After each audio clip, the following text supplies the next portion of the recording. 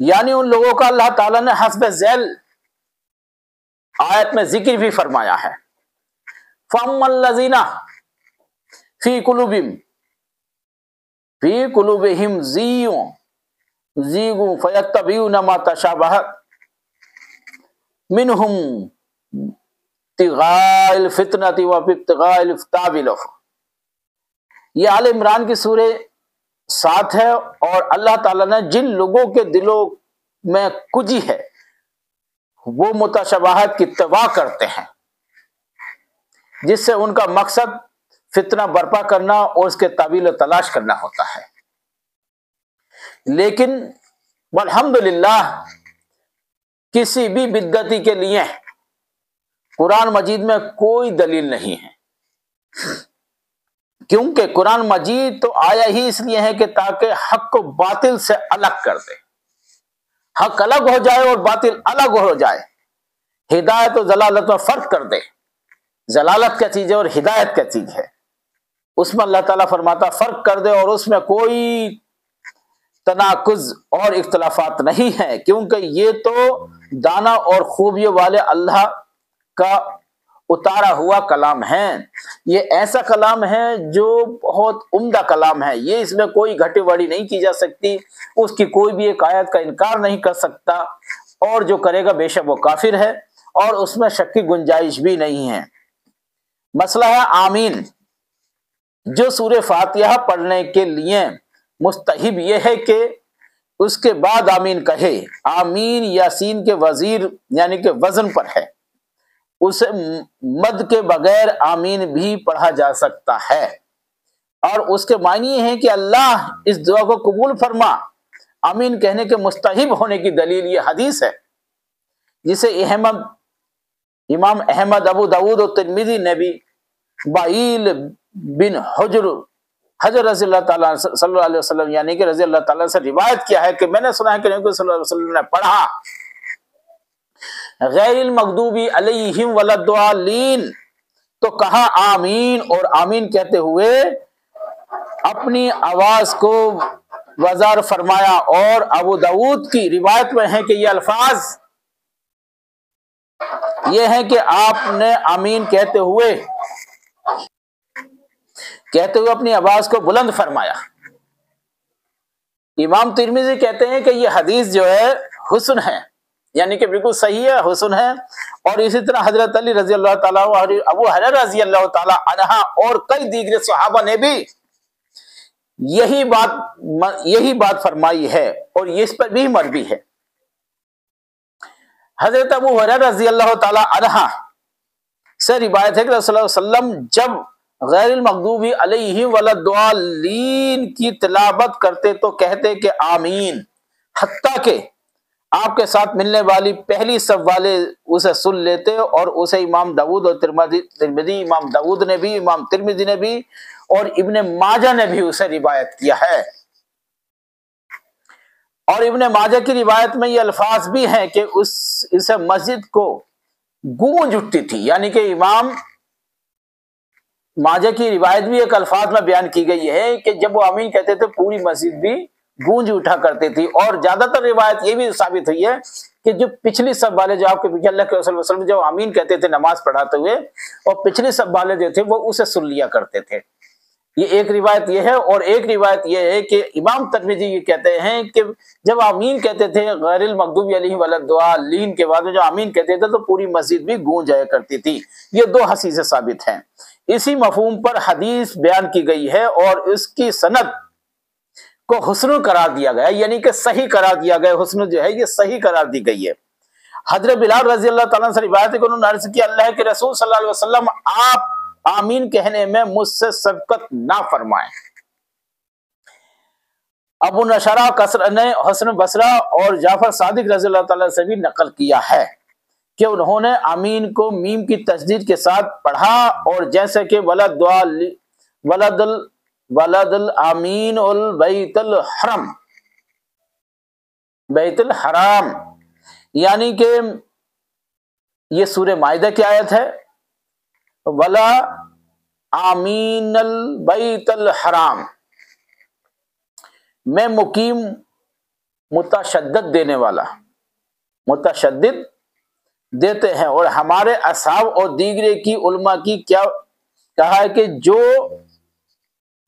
لوگ نماز سے ماہر ہوں اور ان کے لیے بھی آمین کہنا مستحب ہے، یہ ضروری ہے، مستحب ہے۔ اور ان نمازیوں کے لیے تو آمین کہنے کی بہت تاکید آئی ہے، بہت ہی زیادہ تاکید آئی ہے، اسے ہر حال میں آمین کہنا چاہیے،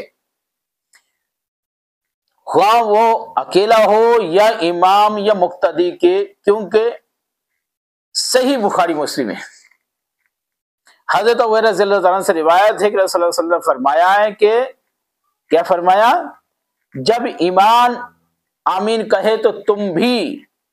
آمین کہو، کیونکہ جس کی آمین فرشتوں کی آمین سے مل گئی تو اس کے سابقہ تمام گناہ معاف کر دیے جائیں، تمام سابقہ سارے گناہ معاف کر دیے جائیں گے جن کی آمین فرشتے کی آمین سے مل جاتی ہو۔ اور مسلم کی ایک روایت میں ہے کہ رسول اللہ صلی اللہ علیہ وسلم نے بھی روایت فرمائی، مسلم کی روایت ہے، آپ نے فرمایا جب تم میں سے کوئی نماز میں آمین کہے اور فرشتے آسمان میں آمین کہیں، کیا بات ہے، جب تم میں سے نماز میں کوئی آمین کہے اور فرشتے کی نماز میں آمین کہیں، ان دونوں میں سے ایک دوسرے کی آمین مل جائے تو سابقہ تمام گناہ معاف کر دیے جاتے ہیں، کیا بات ہے۔ بے شک صرف آمین کہنے سے اللہ تعالیٰ فرماتا سارے گناہ معاف کر دیے جاتے ہیں، لیکن آپ کی آمین جو ہے وہ فرشتوں کی آمین سے ملتی ہوئی ہو، ان کی آمین سے ملے۔ فرشتوں کے ساتھ آمین کے مل جانے کے معنی یہ بیان کیے ہیں کہ دونوں کی آمین کہنے کا وقت ایک ہو، یا یہ کہ قبولیت کے اعتبار سے دونوں کی آمین مل جائے، ایک ہو یا قبولیت کے اعتبار سے دونوں کی آمین مل جائے، یا یہ کہ صفت اخلاص کے اعتبار سے دونوں کی آمین ایک ہی جیسی ہو، ایک ہی وقت میں ہو یا ایک ہی جیسی ہو اور ایک ساتھ کہی جائے۔ جب ایسی آمین ہو جائے گی تو انشاءاللہ فرشتے بھی آپ کی بات پہ آمین کہیں گے، اور جب آمین کہیں گے تو آپ کے سابقہ یعنی کہ پچھلے سارے گناہ اللہ تعالیٰ مٹا دے گا اور آپ کو جو ہے اس میں نیکی عطا فرمائے گا۔ صحیح مسلم حضرت ابو موسیٰ اشعری رضی اللہ تعالیٰ سے مرفوع روایت ہے، کیا کہتے ہیں، غیر المغضوب علیہم ولا الضالین، یعنی فقولوا آمنا یحببکم اللہ، جب امام غیر المغضوب علیہم ولا الضالین کہے تو تم آمین کہو، اللہ تعالیٰ تمہاری دعا قبول فرمائے گا، یعنی کہ گناہ بھی معاف کر دی جائیں گے اور تمہارے نام اعمال میں بھی اضافہ ہوگا، یعنی کہ نیکی لکھ دی جائیں گی اور تمہارے جو ہے وہ دعا بھی قبول کر دی جاتی ہے، دعا بھی قبول ہو جاتی ہے۔ یہ آمین جو ہے دعا آمین یعنی کہ دعا قبول ہونے کی ایک نشانی ہے، جو امین کہے گا اللہ تعالیٰ فرماتا میں اس کی دعا کو قبول کر دوں گا۔ امام ترمذی رحمۃ اللہ علیہ کہتے ہیں کہ امین کے معنی یہ ہے کہ ہماری امید کو ناکام نہ کرنا ہے، مولا کریم جو ہم نے تجھ سے دعا کی ہے اور ہم تجھ سے جو دعا لگائے بیٹھے ہیں، امید لگائے ہیں، اسے ہماری ناکام مت کرنا۔ اور اکثر ائمہ نے کہا ہے کہ اس کی معنی یہ ہے کہ یعنی کہ اللہ تو ہماری دعا قبول فرمائے، اس کے معنی بھی یہی کہ اللہ تعالیٰ کی یعنی کہ تو ہماری دعا کو قبول فرما لے مولا کریم، تجھے اپنی حبیب صلی اللہ علیہ وسلم کے صدقے توفیل سے، آمین کے توفیل سے، الحمد شریف کے توفیل سے، اپنی آیت کے اعتبار سے ہماری دعا کو تو قبول و مقبول فرمائے مولا کریم۔ اب ہم اسی مسئلے پر انشاءاللہ تعالی آپ کو ایک بات بیان فرماتے ہیں۔ اب جو ہے انشاءاللہ تعالی تفسیر جو ہے وہ سورہ بقرہ کی انشاءاللہ تعالی شروع ہو جائے گی اللہ نے چاہا تو، لیکن اب اس میں ہم ایک بات بیان فرماتے ہیں کہ سورہ بقرہ کی فضیلت مسند امام احمد، صحیح مسلم جامع ترمذی اور سنن نسائی میں حضرت ابو ہریرہ رضی اللہ عنہ سے روایت ہے، رسول اللہ صلی اللہ علیہ وسلم نے فرمایا ہے، کیا فرمایا، ابوتکم مکاورہ وان لیست الذی یکر منہ سورۃ البقرہ، یعنی کہ یدخلہ شیطانہ، اپنے گھروں کو قبرستان نہ بناؤ، اللہ تعالیٰ قرآن شریف کے اندر ارشاد فرماتا اپنے گھروں کو قبرستان نہ بناؤ، کیونکہ جس گھر میں سورہ بقرہ پڑھی جائے اس میں شیطان داخل نہیں ہوتا ہے، یہ اللہ کے رسول صلی اللہ علیہ وسلم فرماتی ہوں، حدیث بھی کئی بیان فرمائی ہے۔ مسند امام احمد صحیح مسلم اور ترمذی اور نسائی نے بھی اسے بیان فرمایا، امام نسائی نے بھی نسائی شریف میں اپنی بیان فرمایا ہے، امام ترمذی نے بھی اسی حدیث کو صحیح اور حسن و صحیح قرار دیا ہے۔ کئی حدیثیں ایک ساتھ کے اندر میچ کر جاتی ہیں اور میل کرتی ہیں، اور سب نے اسی چیز کو واضح طور پر بتایا ہے کہ اللہ کے صلی اللہ علیہ وسلم نے یہ حدیث جو بیان فرمائی ہے بے شک یہ صحیح ہے اور حسن ہے اور صحیح ہے۔ حضرت عبداللہ بن مسعود رضی اللہ تعالیٰ عنہ سے بھی یہ شیطان کو اس گھر سے بھاگ جاتا ہے جس گھر میں، یعنی کہ جس گھر میں سورہ بقرہ سنتا ہے، جس گھر میں سورہ بقرہ ہوتی ہے اور جس گھر میں سورہ بقرہ شیطان سنتا ہے تو اس گھر سے بھاگ جاتا، اس میں داخل نہیں ہوتا۔ امام نسائی نے بھی اسے اسی طرح، یعنی کہ اسی امام حاکم نے بھی اسی طرح یعنی کہ روایت کیا، امام نسائی یعنی کہ امام نسائی نے بھی اسی طرح روایت کیا اور امام حاکم نے بھی اسی طرح روایت کیا۔ کیا بات ہے، اسی مفہوم کو حدیث مستدرک میں بھی بیان کیا اور صحیح اسناد کرا پایا، حاکمہ مستدرک میں بھی یہ بات بیان فرما دی اور کہا کہ امام بخاری اور مسلم نے بھی اسے بھی اسی طرح بیان فرمایا، امام مسلم بھی امام بیان فرماتی، امام مالک یعنی کہ اور امام بخاری بھی۔ امام داری نے بھی مسند سنن میں اس ابن مسعود رضی اللہ تعالیٰ سے ہی روایت کیا ہے، یعنی کہ کون سی حدیث ہے؟ امام دارمی، بہت مستند کتاب امام دارمی ہے، اور انہوں نے بھی حضرت ابن مسعود رضی اللہ تعالیٰ سے اس نے روایت کیا ہے کہ ہر وہ گھر جس میں سورہ بقرہ پڑھی جائے، ہر وہ گھر تو شیطان کو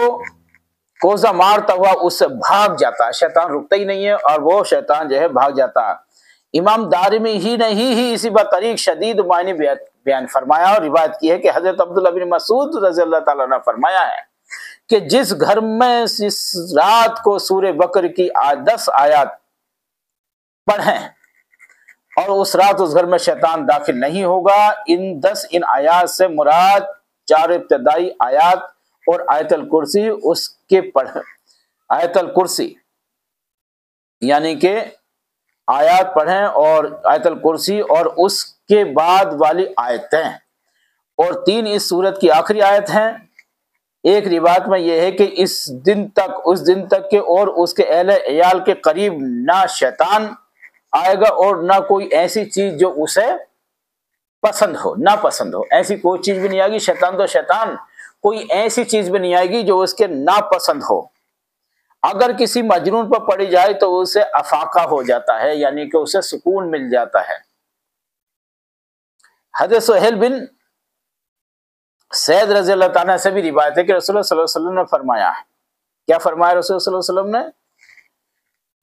ہر چیز کی ایک کوہان ہوتی ہے، ہر چیز کی ایک کوہان ہوتی ہے، اور قرآن کی کوہان جو ہے سورہ بقرہ ہے، قرآن شریف کی جو کوہان ہے وہ سورہ بقرہ ہے۔ اور جو شخص، آپ نے فرمایا جو شخص ایک رات اسے اپنے گھر میں، آپ نے فرمایا ایک رات صرف اسے گھر میں اگر اس کی تلاوت کر دے، وہ پڑھ دے، تو 3 راتیں شیطان اس گھر میں داخل نہیں ہو سکتا۔ آپ فرماتے 3 راتیں اس گھر میں شیطان داخل نہیں ہوتا، اور جو شخص ایک دن اسے اپنے گھر میں پڑھوا لے تو 3 دن تک شیطان اس گھر میں داخل نہیں ہو سکتا۔ اور ابو قاسم طبرانی نے اور ابو حاتم ابن حبان نے بھی یہ بھی بات جو ہے اپنی صحیح میں، اور ابن مردن نے یہ روایت فرمایا ہے، ابھی ابن مردن نے یہ روایت فرمائی ہے، اور یہ بات صحیح بھی بات پر فرمائی گئی ہے۔ امام ترمذی اور نسائی اور ابن ماجہ نے بھی حضرت ابو ہریرہ رضی اللہ تعالی عنہ سے روایت کیا ہے کہ رسول اللہ صلی اللہ تعالی علیہ وسلم نے ایک لشکر روانہ فرمایا، تو آپ نے اس لشکر میں شامل ہر فرد سے کہا کہ وہ سنائے کہ اسے قرآن مجید کس قدر یاد ہے۔ آپ صلی اللہ علیہ وسلم سنتے جب ایک نوجوان کے پاس آئے اور آپ نے اسے روایت فرمایا تو آپ نے فرمایا تجھے کتنا قرآن یاد ہے؟ تو اس نے جواب دیا کہ مجھے فلاں فلاں سورتیں اور فلاں فلاں بقرہ یہی یاد ہے۔ فرمایا کیا تجھے سورہ بقرہ بھی یاد ہے؟ تو اس نے عرض کی جی ہاں۔ فرمایا تو جاؤ، پھر تم اس لشکر کے امیر ہو، جس کے سورہ بقرہ یاد ہو تو تم اس لشکر کے امیر ہو۔ قوم کے سردار میں سے ایک نے کہا کہ میں نے سورہ بقرہ کو اس قدر نہیں سیکھا کہ مجھے خدشہ تھا کہ میں اس کے ساتھ قیام نہیں کر سکوں گا۔ تو رسول اللہ صلی اللہ علیہ وسلم نے فرمایا ہے قرآن سیکھو اور اسے پڑھو، کیونکہ جو قرآن سیکھے اسے پڑھے اس کے ساتھ قیام کرے تو اس کی مثال اس جیسی ہے، جس جیسی ہے کہ جیسے کشتباری سے بھری تھیلی ہو، اپنی بوری یعنی کہ اپنے بورے اور عطر بیزی کی وجہ سے ہر جگہ مہک ہو، جیسی کہ اسے جو ہے اس کی تھیلی ہیر جواہرات سے بھری ہو اور اس میں عنبر و عشق یعنی کہ عنبر کی اور اس کی بیزاری کی یعنی کہ بہت عطر کی خوشبو مہک رہی ہو، وہ اس طرح سے مثال ہے۔ اور جو قرآن کو سیکھے مگر سیکھ کر سو رہے، وہ پڑھے نہ، سوتا رہے اسے پڑھے نہ، اس کی مثال ایسے ہے جیسے کس باری سے بھری ہوئی تھیلی ہو، یعنی کہ پڑھنے بھی چاہیے اسے، جس کی منہ کو بند کر دیا گیا ہو، یعنی کہ اس کے منہ کو بند کر دیا گیا ہو، اسے جو ہے پڑھتا نہ ہو۔ یہ ترمذی کی روایت کے الفاظ ہیں اور انہیں اس حدیث کو حسن قرار دیا، یعنی کہ صحیح قرار دیا گیا حسین کو، اور انہیں اسے مرسل بھی میں بھی روایت کیا ہے، واللہ علم یہ بات صحیح ہے، مرسل میں بھی اسے بیان فرما دی گئی۔ امام بخاری رحمۃ اللہ نے حضرت اسید بن حفیر رضی اللہ تعالیٰ سے بھی روایت کیا ہے کہ رات کو وہ سورہ بقرہ کی تلاوت فرما رہے تھے تو ان کا گھوڑا انہی کے پاس ہی بندھا ہوا تھا، ان کا جو گھوڑا تھا انہی کے پاس ہی بندھا ہوا تھا، تو اس نے یعنی کہ بد کرنا شروع کر دیا، وہ خاموش ہو گئے تو گھوڑا بھی سکون پہ ہو گیا۔ گھوڑے نے بس کیا، جب وہ سن رہا تھا، آپ سورہ تلاوت کر رہے تھے سورہ بقرہ کی، تو گھوڑا آپ ہی کے پاس میں بندھا ہوا تھا، اور جب بندھا ہوا تھا تو جیسے آپ پڑھ رہے تھے وہ بد کر رہا تھا۔ انہوں نے پھر تلاوت شروع کی تو گھوڑے نے پھر بد کرنا شروع کر دیا، وہ خاموش ہو گئے تو گھوڑا پھر سکون پہ ہو گیا۔ انہوں نے پھر تلاوت شروع کی تو گھوڑا پھر بد کرنے لگا۔ انہوں نے تلاوت ختم کر دیا تو کیونکہ ان کا بیٹا یحییٰ قریب ہی سو رہا تھا اور انہیں خدشہ لاحق ہوا کہ گھوڑا اسے نقصان نہ پہنچا دے۔ جب صبح ہوئی تو انہوں نے نبی صلی اللہ علیہ وسلم سے واقعہ بیان کیا، صلی اللہ علیہ وسلم نے فرمایا یہ ابن حفیر آپ پڑھتے رہتے، عرض کی یعنی کہ آپ نے رکنا غلط کیا، آپ نے پڑھتے ہی رہتے آپ، تو آپ نے عرض کی اللہ کے رسول میں اس بات سے ڈر گیا کہ گھوڑا یحییٰ کو نقصان نہ پہنچا دے، یعنی یحییٰ جو تھا آپ کا بیٹا تھا پہنچا دے، جو قریب ہی لیٹا ہوا تھا میرے پاس میں تھا، تو میں نے دھیان پر اوپر کیا اور بچے کے پاس آ گیا، پھر میں نے اپنے سر کو آسمان کی طرف اٹھایا تو کیا دیکھتا ہوں، آپ فرماتے ہیں میں نے جب اٹھایا سر آسمان کی طرف تو کیا دیکھتا ہوں، سائبان کی طرح ایک چیز ہے جس میں چراغوں کے مانند کوئی شے ہے، کچھ ایسی شے ہے جو چراغوں کے مانند ہے اور روشنی ہے۔ پھر میں باہر نکلا تو کیا دیکھتا ہوں کہ وہ کچھ بھی نہیں، یعنی کہ پھر وہ غائب ہو گئی، مگر فرمایا آپ جانتے ہیں یہ کیا چیز تھی؟ اللہ کے رسول صلی اللہ علیہ وسلم فرماتے ہیں ان سے کہ آپ جانتے ہو یہ کیا چیز تھی؟ عرض کی جی نہیں۔ فرمایا یہ تو فرشتے تھے جو آپ کی تلاوت سننے کے لیے آئے تھے۔ کیا بات ہے، جو سورہ بقرہ کی تلاوت کر رہے تھے آپ کی تلاوت سننے کے لیے آئے تھے، وہ فرشتے تھے، اور آپ پڑھتے رہتے تو لوگ صبح کے وقت انہیں اپنی آنکھوں سے بھی بے حجاب دیکھ لیتے، وہ فرشتے ایسے سنتے رہتے اور آپ انہیں پڑھتے رہتے، تو جب صبح ہو جاتی تو وہ فرشتوں کو عام آدمی بھی بنا کچھ حجاب کے بالکل صاف صاف دیکھ لیتے ان فرشتوں کو۔ کیا بات ہے۔ تو سورہ بقرہ ایک ایسی چیز ہے کہ آپ نے سنی لیا انشاءاللہ تو، اور ہم آگے بیان بھی کرتے رہیں گے کہ جس نے یہ آیت پڑھی، سورہ بقرہ پڑھی، انشاءاللہ تعالیٰ اس کے گھر میں جو ہے شیطان داخل نہیں ہوتا، اور فرشتے بھی اس گھر میں داخل ہوتے ہیں اور سورہ بقرہ کو سنتے ہیں۔ یعنی کہ جو روشنی کے مانند دکھائی دیتا ہے وہ فرشتوں کا جھرمٹ، فرشتے سامنے آتے ہیں، اور جب فرشتے سامنے آتے ہیں تو انشاءاللہ تعالیٰ وہ فرشتے رحمت کی اللہ کی بارگاہ میں دعا کرتے ہیں کہ مولا کریم تیرے بندے نے ایسے سے وہ سورہ بقرہ پڑھی ہے،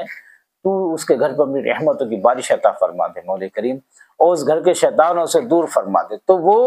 شیطان جو ہے سب اس سے دور کر دیے جاتے ہیں۔ یہ ایک اللہ کا نظام ہے انشاءاللہ تعالیٰ۔ تو آپ لوگوں سے ہماری گزارش ہے کہ آپ جو ہے زیادہ سے زیادہ اسے پڑھیں انشاءاللہ تعالیٰ، سورہ بقرہ کی تلاوت کریں اپنے گھروں میں، کیونکہ اس سے بھی اب اپنے گھروں کو قبرستان نہ بناؤ، اور اس پہ سورہ کی تلاوت، سورہ بقرہ کی تلاوت کیا کرو، اور نفلوں کی نماز کی بھی تلاوت اس میں کیا کرو۔ گھروں میں نماز ہونا بھی بہت ہی سرحد بس ضروری ہے، اس کی تلاوت آپ کیا کرو انشاءاللہ تعالیٰ۔ آپ اس کی تلاوت کرو گے تو آپ کے گھر میں برکت رہیں گی، رحمت رہیں گی، شیطان دور ہوں گے، اور اللہ کے فرشتے، رحمت کے فرشتے اس گھر میں نازل ہو جائیں گے، اور آپ کا گھر میں انشاءاللہ سکون ہی سکون اور امن ہوگا اور خوشحالی پیدا ہوگی انشاءاللہ تعالی۔ ہم بتا رہے ہیں کہ پھر ہم ایسی مزید ویڈیو کے ساتھ آپ سے پھر ملاقات کریں گے، جب تک کے لیے اجازت چاہیے، اللہ حافظ۔